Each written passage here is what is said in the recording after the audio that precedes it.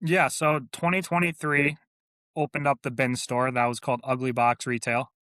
Started just Okay. as a bin store, morphed a little bit more into a hybrid model. So the bins, we went 75321 was our price points. That was our Okay. week in, week out. Started on Friday, just like a lot of other stores do.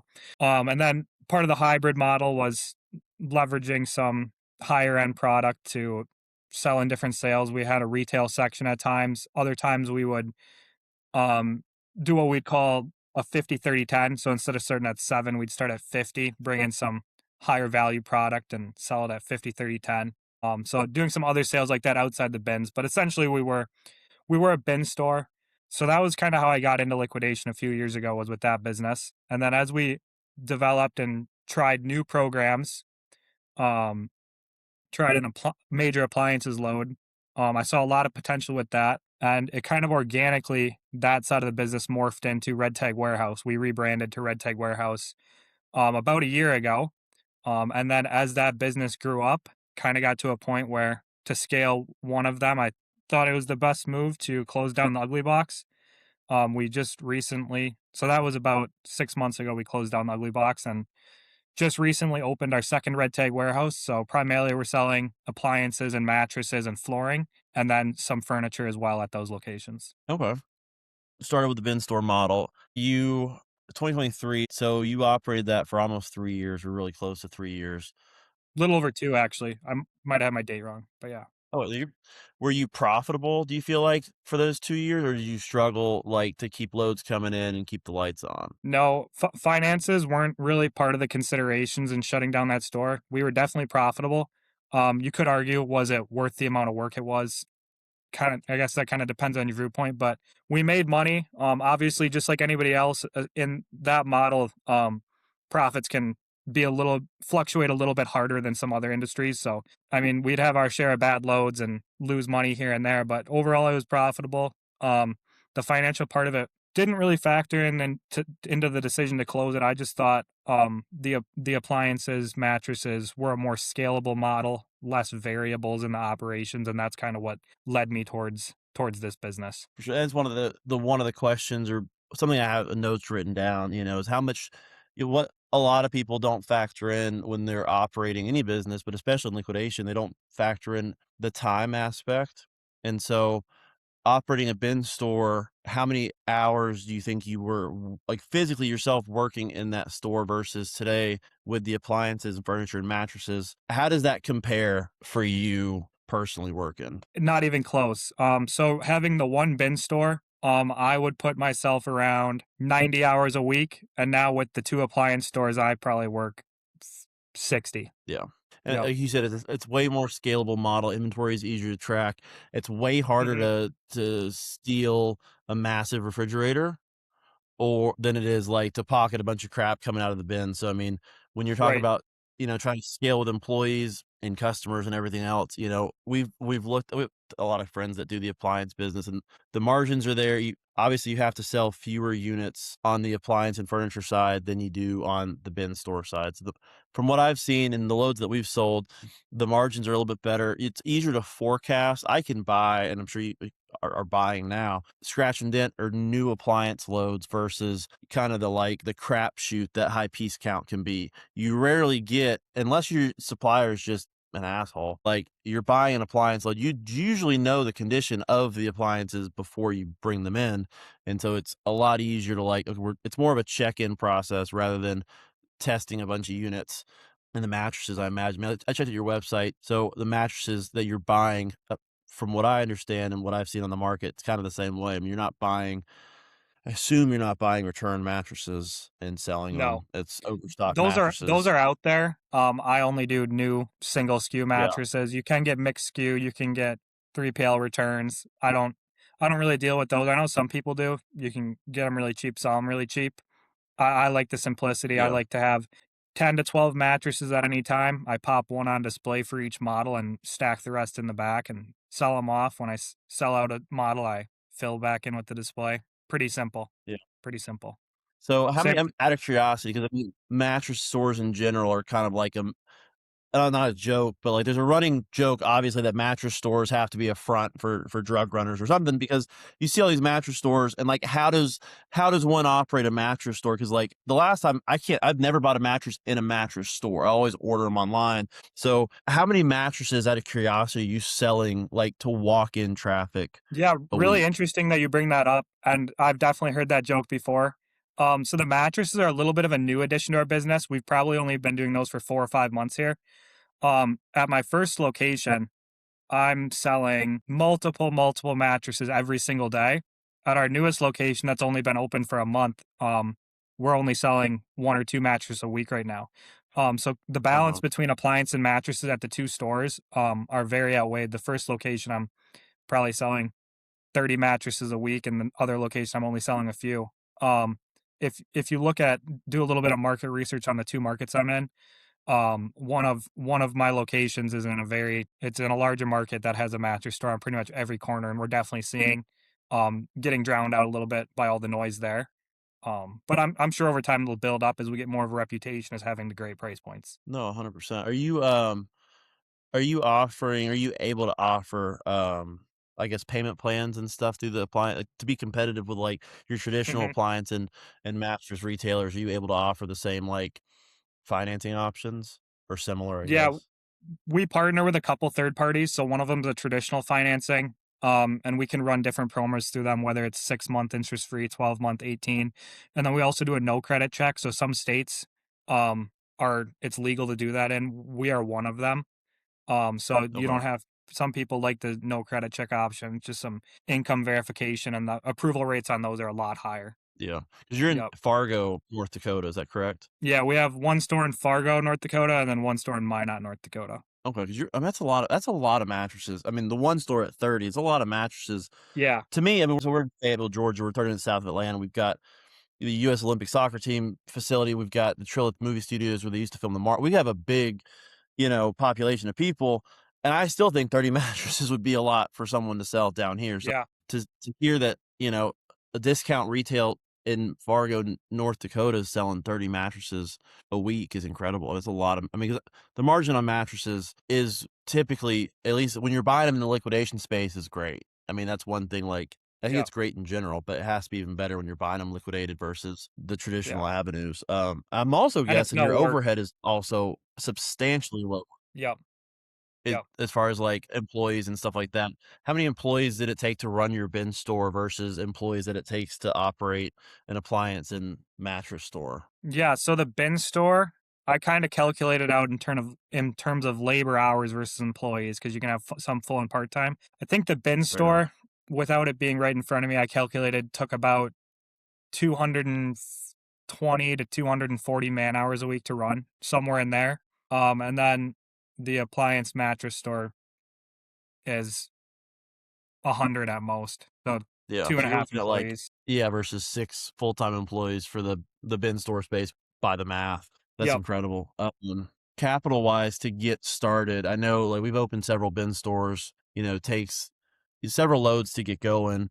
When you pivoted to the appliance and furniture and all that, how much capital do you think you had to kinda start with if you hadn't had the bin store first? If you straight up, I'm opening an appliance and mattress store, mhm. um, did you do it in phases where I mean, obviously, you're just adding mattresses to a lot of locations, but did you, like, start small, or did you dump several appliance trucks in your store at one time? Yeah, so when I had my bin store ugly box and we started bringing in some appliances before we officially rebranded Red Tag Warehouse, we started very small. So I remember our very first truckload of appliances. It was a semi truck of Lowe's returns. I think there's about Yeah. 60 units on there. I remember bringing it in, and the first day we sold 7 appliances. And then it just kind of went from there. We were running one load at a time, and then we were running 2 loads. Um, and then to open our Fargo location, so that was really starting from nothing. We didn't have a business over there. I think we started that one off pretty aggressively, well over 6 figures in inventory for that. But you can definitely start with as little as 25 grand for appliance store if you want to go full truckloads. Okay. I asked this question to the guy before you. He does a hybrid bin store model. Um, but location. How important is location to what you're doing today? Do you need the foot traffic, or are you in locations where, people are coming to you because they saw, a Facebook post or an Instagram or whatever advertisement. They're coming, they know you sell mattresses. I'm here to buy a king size, or are they walking in off the street? Um, Yeah, I know some people have a really cut and dry answer to that question. Mine's a little bit more transient. So one of my locations, I get zero walk-in foot traffic. We're in kind of a little tucked away corner of the city. And then the other location, we're on a very visible location. The way I kind of looked at it when I signed that lease on that building is it worth another X thousand dollars a month for the marketing I will get from the drive-by traffic? And if the answer is yes for a given location, I think it's worth being in. And if the answer is no for the location, I don't think it's really matters. If you look at the way most of us market at this point, it's all through people's phones. So where you yeah, are exactly, I don't think is super important. to save the money on rent. Out of curiosity, what is the price per square foot out there in Fargo Really for depends commercial space? really depends on what kind of building you're getting into. Um, Yeah. I mean, like Really retail depends. versus warehousing. We do a lot of warehousing space down here. Uh, Mhm. I was just curious if you were like I comparatively would say speaking. average is about 7. Okay, it was about half. We get 12. Well, we get 12 to upwards of like 17, depending on the For size of the warehouse or building for retail? for warehouse For warehouse. space down here. So Gotcha. our town has, like I said, with the movie studios having moved in, a few years ago, and the Olympic soccer team, they're building a massive facility down here. I mean, real estate in general is just like popped off down here. So, Mhm. um, it's definitely I'll been tell you wild to what, whatever see. I save on real estate, I lose on freight. Freight's pretty bad up Yeah, here. I imagine the average freight rate is probably, Florida's a terrible place to ship into, but I imagine North Dakota. I don't know that I've done this now for 15 years, and I don't think I can honestly say I've ever shipped in a load or out a load out of North Dakota. So, Mhm. um, where is most of your product? I mean, on the coast, like what coast is it coming from? What's the average? I guess what is your average freight bill? 4 to 5. 4 to 5 grand a pop. Yep. So, yeah, I hear Yeah. everybody else complaining Wow, that about adds up very 2,800, quickly. 2,500. You're like, "I got nothing on me." No, no. Every No, market's got their I mean, it's positives something and you gotta negatives. factor in. I mean, Yep, definitely. every single one of them. This will be one of the, I'll try to wrap up and not keep you too long, but, what percentage of retail? Because again, every market's different, the freight and everything else. What are you guys traditionally recovering, percentage-wise to retail on, I guess, all of your product, but primarily the appliances and the mattresses? Yeah, so if you bought an appliance from me versus Home Depot or Lowe's, you're saving about between 20 and 35%, depending on the model and the category and condition, of course. Wow. And then mattresses are a little bit more aggressive. Those are going to be 40 to 50% below. That's usually Now where do you those have kind of 2 different fall. price Yeah. Do you have 2 different price points if it's financed or not, like cash price out the door, or if it's financed, do you discount it all, or it's just a flat, you're paying 80% of MSRP or Home Depot? Pretty much like that. Other than charging 3% on cards, but we just have a Yeah, card price, cash price, but we don't mess around too much with the financing. gotcha, Mhm. and so I know you say about 30 mattresses a week, but what, appliance-wise? I mean, I know obviously there's several different fridges, stoves, whatever, but Yeah. number of appliances you're moving through over there. Probably 40, 50 a week. So you're moving almost a full truck through Yeah. that store every single week. Oh, yeah. Oh, yeah. Wow. Yep. That's great. I definitely like the switch from the bin store model to the appliance model. It's a lot more sustainable. I don't see, we're having a lot of people are having issues with supply chain with their bin stores and making sure they get product, every single week. But two things you're doing with the appliances, or you're bringing appliances, which one is a less competitive market, but as far as like on the buy side, but two, your recovery price is incredible to me. Like whenever we've gotten in appliances, we've sold appliances, we weren't we weren't able to recover 70% of retail or 80% of Right. retail. I mean, most of our clients, they want to be more aggressive to buy from a discount. There's also a lot more competition down here, I have a feel, Yep. in Atlanta Well, that's where all the than product comes from. So I yeah. think it's pretty natural that there's a lot of competition down there. We don't see a lot of stores like ours up here, and part of it's that freight cost is being significantly higher. Everything factors in um, to kind of the differences between our markets. But that's something I've noticed is a lot of your part of the country is a lot more congested with stores like mine versus up here. There's not a lot. So I think Yeah, that's we part of the reason why we're able to move so much volume is we're kind of the only discount option in the area. And we've really positioned ourselves to, because I know even within the scratch and dent business, sometimes you're going into somebody's store and you don't even know if like the appliance is going to work. We really try to position ourselves as you're getting the exact same thing, maybe a couple scratches out of the box, but you're getting the same level of service that you'd get at any other appliance store. So I think that's something that else that factors into us having that really high recovery percentage. your position, yeah, less as a discount retailer and more just as another option for appliances that we offer them at a discount. Not it's a big difference in that, like, it Huge. sounds the same to people, but, like, I'm not a discount retailer, I'm just a retailer offering discounted pricing, and when you position yourself that way and your customers walk in and they see I'm guessing your store is probably way cleaner than the average discount store. You Yeah, probably present it way different, and that commands people don't realize that presentation does matter, and when you can present your product in a way that makes like, the customer feel they're getting a premium, you can command that higher price point, so, couldn't um, agree more with that's that. huge You a attract a huge different thing that customer too. yeah, you don't sometimes, like, the discount customer I've dealt with a lot of them in the last 15 years. There's, like, levels to discount. Yeah. There's bargain hunters. There's people that want a discount. The discount shopper is great, but, like, sometimes they want more and more and more and more of a discount. Hmm.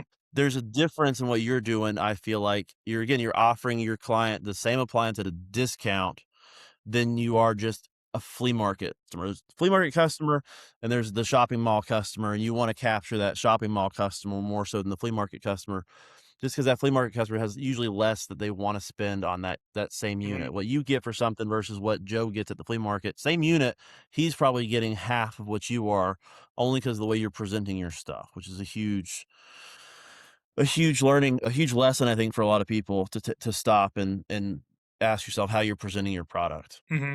Definitely agree. Well, if you had to tell people, obviously you made the decision, appliance store over bin store. Would you suggest? I don't want to give you more competition and take loads off the market. If you had to go I'm back not and do it, would you concerned. It's stick all with? about having the right relationships. That's how you source. Yeah, yeah. Would you stick with it? Would you 100%? You're glad that we're happy with the pivot. The decision to pivot to an appliance store sounds like a good one.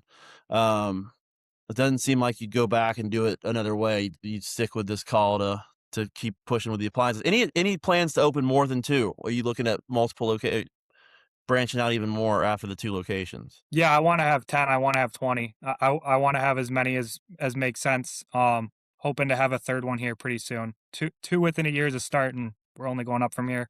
As far as kind of your comments on would I go back, um, I wouldn't. But I think within any business you can make money or you can lose money. I know you're opening a bin store here pretty soon, and I wouldn't advise you not to. I think it really comes down to the individual and what their goals are. I think a bin store is great, especially if you want to be an owner operator and somebody who really has their hands in the day to day.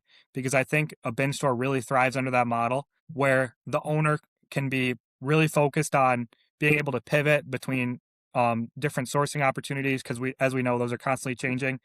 But also to be really cognizant of what the best sales channels are for these general merchandise loads they're bringing in. So if an owner wants to really get in and get their hands dirty, I think a bin store is a great business. But if you want a more scalable model, I think you just need something with less variables, and that's kind of what I was looking for. So that's why I made the change. But as far as what I would say to other people, I think it really depends on what you want. Yeah, no, I mean, the amount of time you have, the amount of time you have to invest in it, the cost of your product. One reason for us opening the store, well, obviously we're promoting that we're doing it in 21 days, is we own the real estate.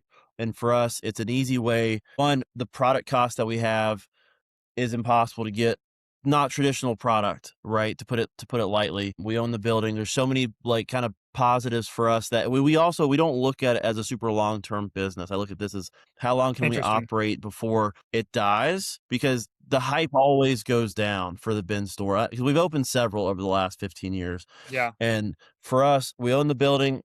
Obviously we've negotiated a very, generous lease for ourselves.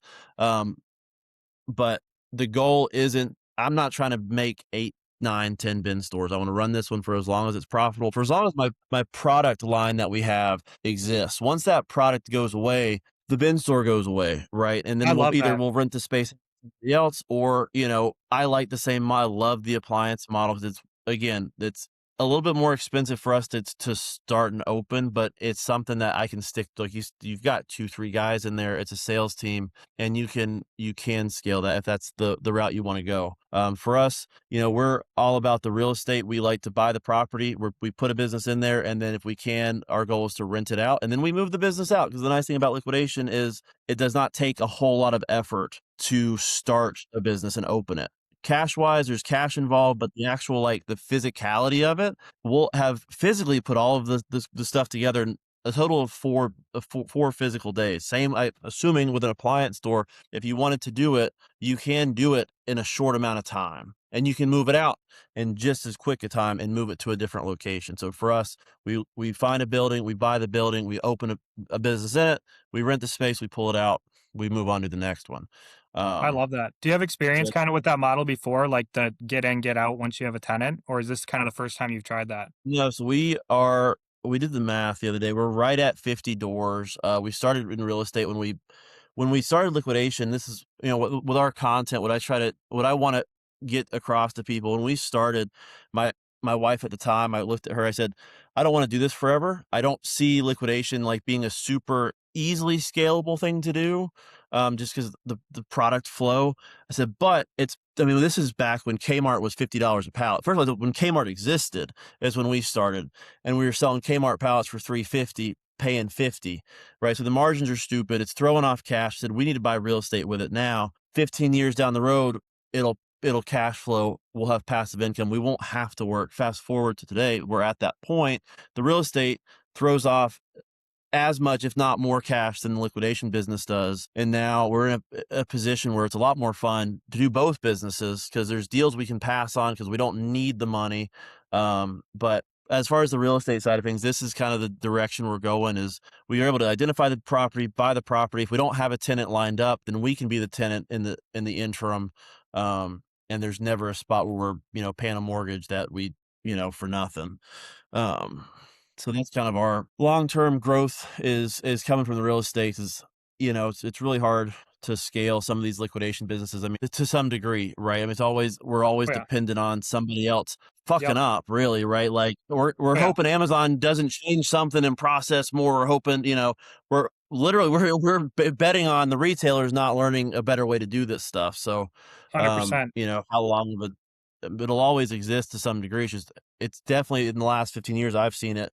I mean, the margins were here and they're just getting smaller and smaller, and they'll continue to do that. And so you can do one of two things.